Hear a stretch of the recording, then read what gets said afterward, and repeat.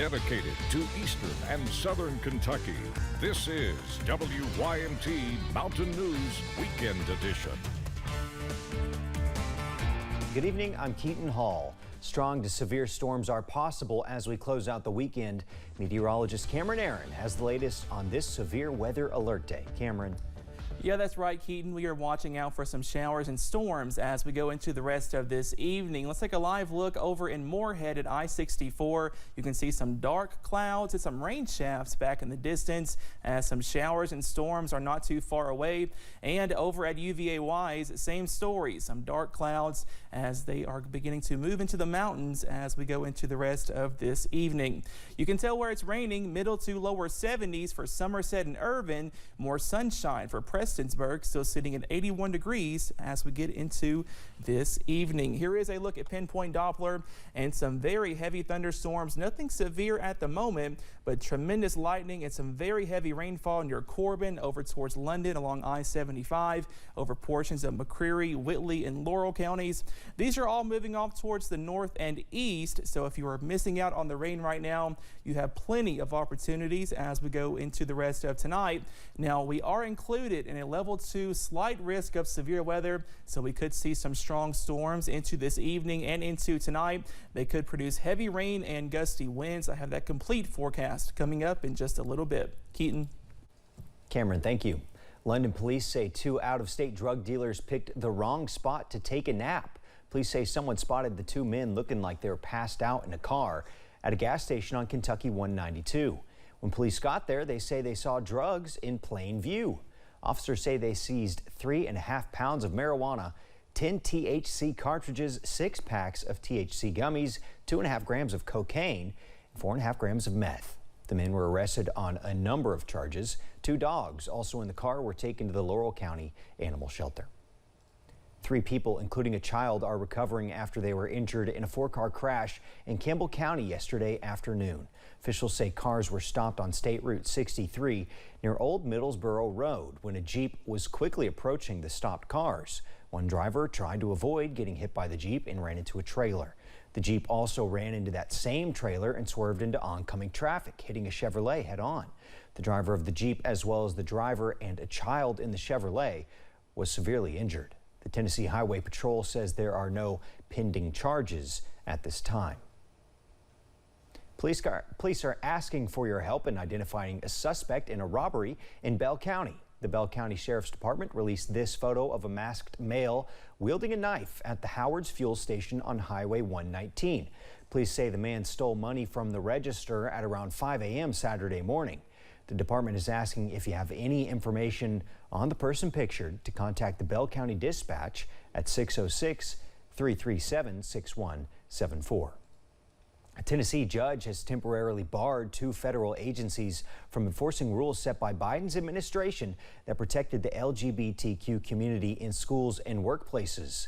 A U.S. district judge says the directives violate states' right to enact laws that prevent students from participating in sports based on their gender identity or requiring schools and businesses to provide bathrooms and showers to accommodate transgender people. Biden's original order regarding discrimination on sexual orientation, called Title 12, protects gay, lesbian, and transgender people from discrimination in the workplace. The education policy carried the possibility of federal sanctions against schools and colleges that fail to protect gay and transgender students. Legal briefs are due tomorrow in a lawsuit against the state's abortion ban. Attorney General Daniel Cameron and the ACLU have until noon to file their arguments in the case. The state's trigger ban went into effect when the U.S. Supreme Court overturned Roe v. Wade, but the law has been blocked by a restraining order. After these arguments are filed, a judge could decide to extend or end the block while the case plays out in court. The summer months are a prime time for vacations, and with many of us leaving for our next getaway, there are some tips to keep in mind to ensure the security of your home and the safety of your loved ones. WYMT's Alyssa Williams has more. Whether it's a weekend getaway or an extended stay, law enforcement and tourism experts are reminding everyone of some vacation safety tips to keep in mind. Don't let your guard down just because you're on vacation. Before you leave your home to set out on your next adventure, make sure your home and any cars you are leaving behind are locked up. that should be a given. But sometimes people don't lock things up, lock their house up. If you've got extra vehicles in the driveway, lock those up. You don't want to make your house a target. Public Affairs Deputy with the Laurel County Sheriff's Office, Gilbert Chardo, says social media can be a great tool for burglars. If you want to take 100 pictures on your vacation, that's wonderful. Don't post those pictures while you're down there and say, I'm in Florida. That's almost like hanging a sign on the outside of your house saying, come and break in on me, I'm in Florida. Both Achardo and Maggie Mulholland with Corbin Tourism say once you are on vacation, it is important to stay aware of your surroundings. Check out the area as you're coming into it to ensure that you know like where the authorities are located, if there's any type of an emergency system, operating system in the city, to familiarize yourself. Helping to equip travelers with the skills they need to have a safe and stress-free getaway. Alyssa Williams, WYMT Mountain News. Both Achardo and Mulholland add that it's important to not leave any valuables in your car while you're away from home, or even if your car is with you on vacation. And if you must leave important items in your car, put them in the trunk or somewhere they cannot be seen from the windows. The Kentucky Senate Republican Caucus says Senate President Robert Stivers has tested positive for COVID. In a tweet yesterday, they say Stivers is experiencing mild allergy-like symptoms and is following all guidelines. They say he's fully vaccinated and boosted and tested regularly.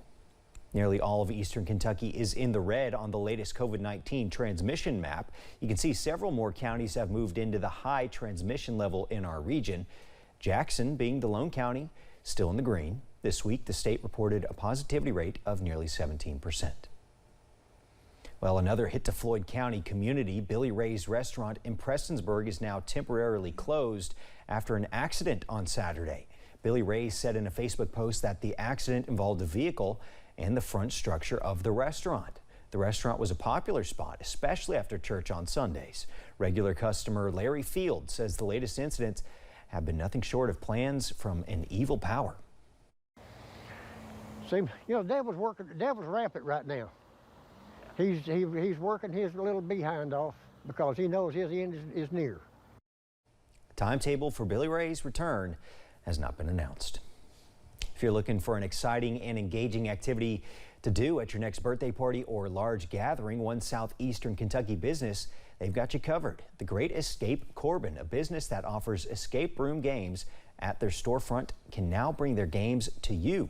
Great Escape is now offering mobile escape rooms where they can set up and host escape rooms at birthday parties, church events, and other gatherings. The business owner and CEO, Emily Howard, says they've had great success with this endeavor so far.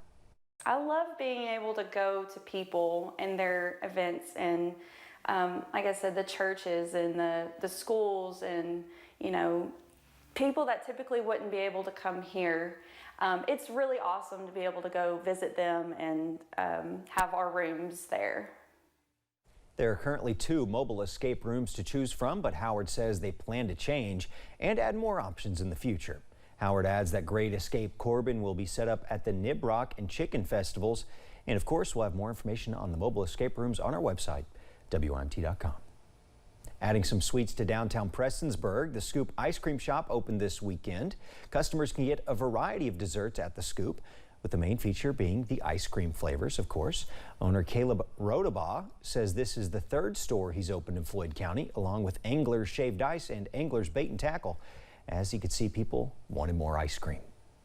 A lot of my customers wanted me to get downtown, so I was trying to find a spot downtown, and I knew when I was coming to town I'd have to rebrand or rename the business, so we came up with the Scoop. Rodabaugh says he wants to thank the community for their support as they were busy from start to finish when they opened yesterday.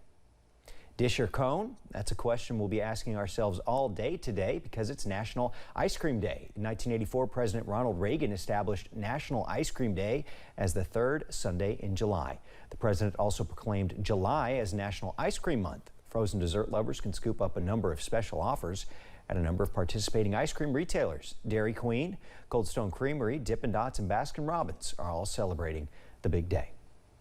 Today, folks at Jacobson Park in Lexington celebrated the Water In our environment, Water for Life was a free family fun event for the community. It's part of this year's Kentucky-Tennessee Water Professionals Conference. People were invited to learn from more than 30 educational groups. Susan Lancho with Kentucky American Water says the goal of the event was to inspire the next generation of people to take part in water careers in the future. This is it's again a great way to bring the community out to see what we do, because then we can, it allows us to do a few things. One is it helps teach people about things like water conservation and protecting the quality of our urban streams and our urban creeks and rivers. The event also had different demonstrations and activities, including a water tasting competition and canoeing. Even breweries attended the talk about a recycled water project. Coming up at 6, a very special homecoming for a little girl in Wayne County, West Virginia. And showers and thunderstorms continue into this evening, and some of those could be strong to severe. I have that latest forecast coming up.